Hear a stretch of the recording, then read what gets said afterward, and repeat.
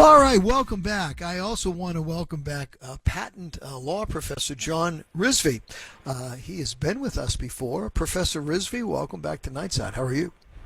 Yeah, good. It's always a pleasure to be here. Thank you. So this is the case of the boneless chicken wings that can have bones after all. And this got all the way to the Ohio Supreme Court.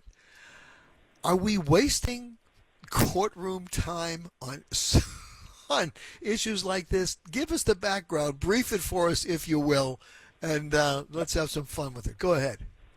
Yeah, sure. So the plaintiff is an individual. His name is Michael Berkheimer, and he went to dinner with his wife and some friends at a restaurant in Ohio called Wings on Brookwood. He ordered boneless wings with garlic sauce, and 3 days later he had a fever. He was vomiting. He went to the emergency room, and it turned out that he had a thin bone that tore his esophagus and caused an infection. So he sued, claiming that the boneless wings were not boneless. There was a bone in them, and it sued for damages. So the court looked at this, and they said that basically it's common knowledge that chickens have bones, and that the reasonable consumer would not understand boneless to be 100% boneless. So, well, particularly with I am not a big chicken wing guy. Okay, I don't know that I've ever had a chicken wing, for the very reason that I don't like to deal with anything that's bony.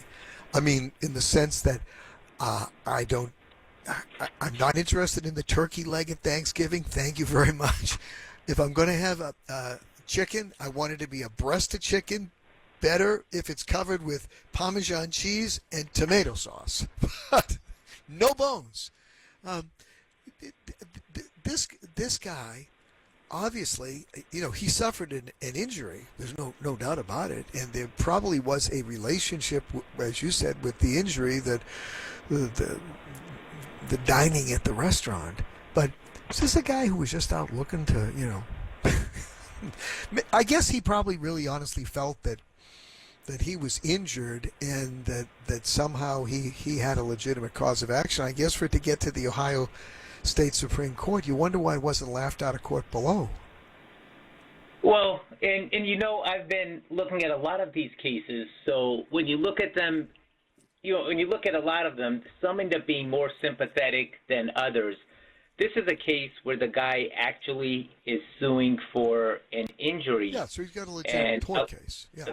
A legitimate injury. Now, there's been all kinds of other cases, like, for example, if pistachio ice cream, if it just has flavoring and no pistachios, that's a different, that's a case that was brought. There's several cases brought against Starbucks because their mango dragon fruit has neither mango nor dragon fruit. It's just mango dragon fruit lemonade, and they thought it was going to have that. There's also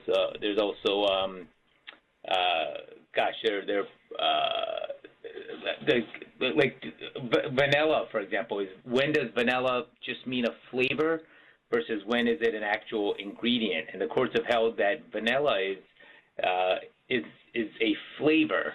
And then the tougher cases, so okay, if vanilla is just a flavor, what about something that's a strawberry, like a strawberry daiquiri or something? Does it have to actually contain any strawberries, or is strawberry just considered by consumers a flavor? So ultimately, it comes down to what does the reasonable consumer expect from the reasonable person standard that we all learned about in law school at some point. But you think some of these cases over time. The one that always intrigued me was the person who spilled, was it hot coffee from McDonald's? I think it was a woman in her lap, and she sued McDonald's.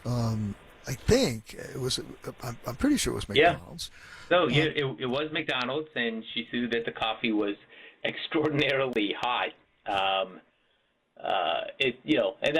that almost became that case became the symbol for an outcry from people asking for tort reform, right? Saying that these lawsuits have gotten out of control. But in that particular case, if her reasoning had been that let us, and I think it was a drive-through, if I'm not mistaken, that if the styrofoam cup had not had the cap put on properly, I could see that, and someone took the coffee and put it in their lap, and then it was a flaw in the cap.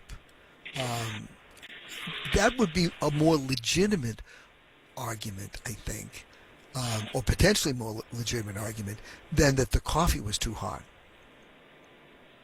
Yeah, and again, there's this distinction though between people. There's no question in that case that she was injured, and the same thing with this guy with the chicken wings. No question that they're injured. The tougher ones are where they claimed they didn't get what they thought they were getting. There's a Nissan, the Nissan Frontier was shown in an advertisement, like basically almost driving up the side of it was like a hill, like a dune buggy almost. And they were sued. It was thrown out of court, but the person that sued claims that he was under the impression that the vehicle was able to maneuver like that. And who knows, maybe that's why we see a lot of these car commercials with, like these disclaimers that pop up, like, professional driver, closed course or whatever, so that people don't say that, they thought that's what it's going to be. Taco Bell was sued because someone actually took the posters and the advertisement showing the size of some of their, food to be reflective, and their lawsuit was that they didn't get what they thought they were getting. Those, in this case, I remember now, it was a Mexican pizza, and they said the pizza that they received had a lot fewer toppings than what was shown in the ad. Those I don't have as much sympathy for. There's no personal injury. They didn't go to the hospital. They weren't burned. They didn't get their esophagus cut. They simply didn't get what they assumed or thought they were getting. But speaking of chicken wings, getting back to that, I know you're not a big fan, but there's a case where Buffalo Wild Wings, the restaurant was sued, the chain was sued by a man who said that the wings, that they weren't wing meat, and that he thought chicken wings, boneless chicken wings, were boneless chicken wing meat, but instead it was breast meat. And you might say, okay, so if it's, what's the harm? How is he injured? He claims his injury or his harm or damages, so to speak, was that he paid, that wing meat should be way more expensive than chicken breast meat, and his injury is that he overpaid because he wouldn't have purchased the boneless chicken wings if he knew it was really chicken breast. He would have purchased nuggets, and nuggets he would have paid a lot less for. Chicken nuggets. I really hope I hope, Professor, that a lot of these cases are brought pro se, because I can't imagine who the lawyers are. Seriously, there's almost an abuse of process argument here, frivolous claims in some respects in court. And I understand that there's a wide opportunity for people to go in and assert a claim, but oh man.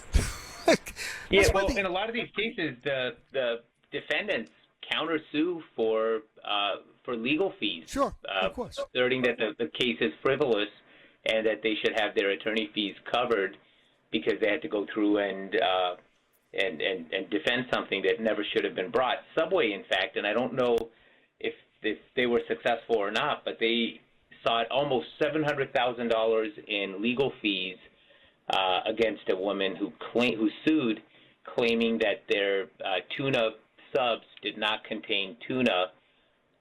So she brought the lawsuit, went quite a bit forward with it, and then withdrew. But even though she withdrew, Subway was like, hey, wait a minute, we've been harmed. We spent all this money defending something that shouldn't have been brought. And then it got a lot of negative publicity, and a lot of our consumers started doubting whether our tuna was real just because somebody brought a lawsuit. And sorry, you can't just say, never mind, I withdraw the suit, Never mind just kidding or whatever. No, you brought the lawsuit. We spent this money defending it. We were harmed, and they sued sued her for $700,000. And I don't know what the court ended up deciding. I will bet you that plaintiff did not have deep pockets. That's the real worry. That even if they win, now Subway may have brought the countersuit just to recover their reputation, right, in front of their consumers. Professor, always a pleasure to talk with you. I enjoy every time we get a chance to talk, and you're a font of information. I don't know how you keep all these cases in your head. Professor John Rizvi, the patent professor. Thanks so much, Professor. We'll talk again, okay? Yeah. Always a pleasure. Thank you so much.